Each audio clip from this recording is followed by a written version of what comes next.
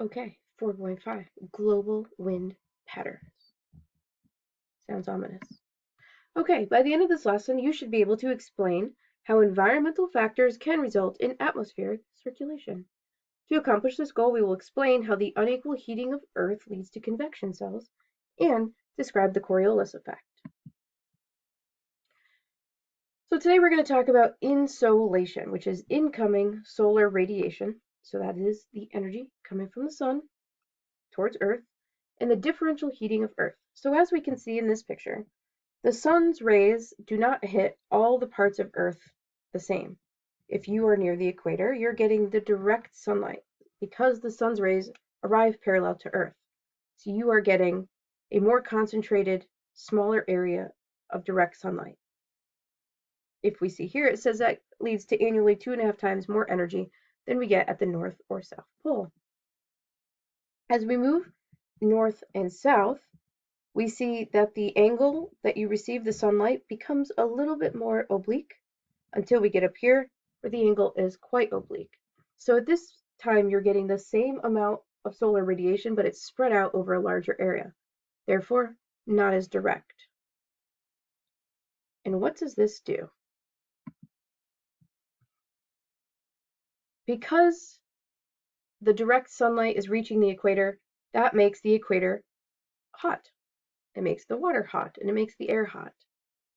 In turn, because the North and South Pole are getting such oblique angles of sunlight, that makes those areas cold. What we get is the warm air from the equator rising, and as we know about convection cells, like we learned in plate tectonics, the warm air is going to rise and it heads up to the North Pole where it meets with the cool air, sinks, and then goes back down to the equator where it just keeps going. But this would only occur this way if there were no oceans. We would just have two simple air currents of the warm air going out of the poles, one heading to the North Pole, one heading to the South Pole. But of course, we have lots of oceans, and this is not how it actually works in real life. What we really get is a bunch of little cells, convection cells, happening all over the globe. And this is because the warm air cools before it gets all the way up to the North Pole, so it sinks back down, where it gets warmed up again and rises, and it just keeps going. So we have these little pockets called cells. These cells happen because the Earth gets different amounts of heat from the sun. So this makes convection currents. We have light, warm air which rises. It moves towards the North Pole or the South Pole, depending on which part of the Earth it's in. And then it gets cooler. We know that cool air and cool water are denser. They fall back down, and bam, we've got wind. But what does this mean for weather on Earth? This gives us our biomes. So we see a pattern here. Roughly every 30 degrees, we get a different cell.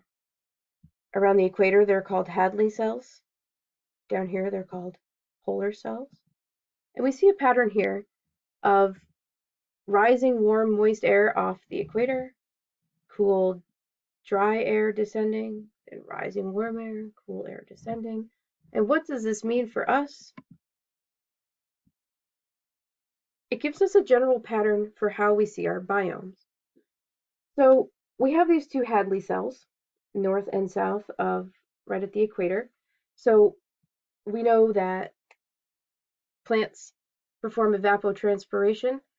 This warm, moist air rises, condenses, and gives us clouds which give us rain. Hence, rainforests along the equator. So that whole cycle continues. And that warm air, once it's been rained out, cools because now it's no longer moist. It cools, and we get pockets of dry air which descend. And roughly around 30 degrees north and south is where we find a lot of the world's deserts. Now, this is just a general rule, it's not an absolute. In general, if you were looking to find a desert, you would look around 30 degrees north and south of the equator. And then when we get up to 60 degrees north and south of the equator, we get rain or snow.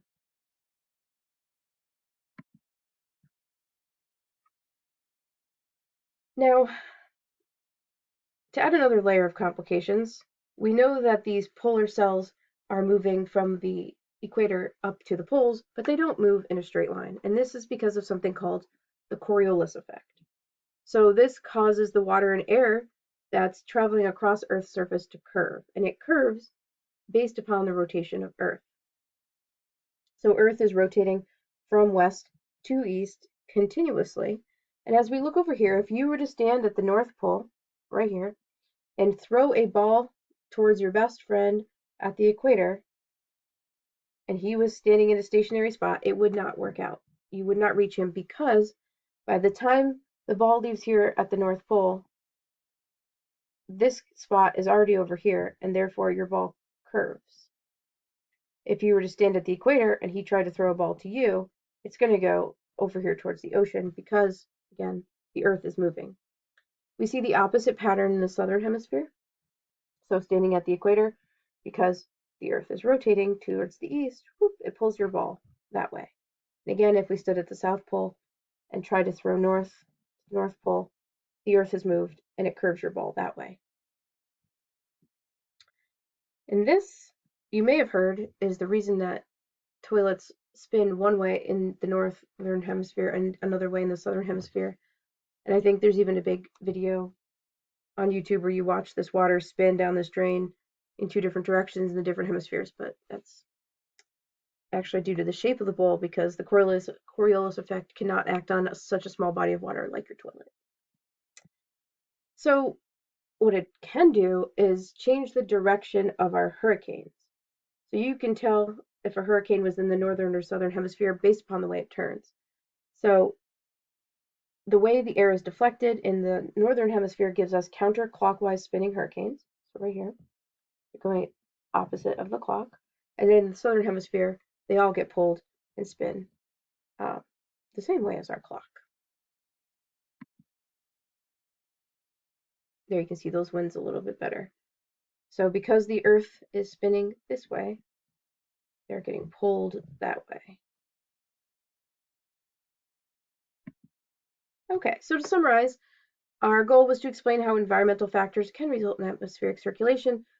The big takeaway here is that the unequal heating of Earth's surface is responsible for these global wind patterns. Because it is warmer at the equator and cooler at the poles, we're getting these differences in heat.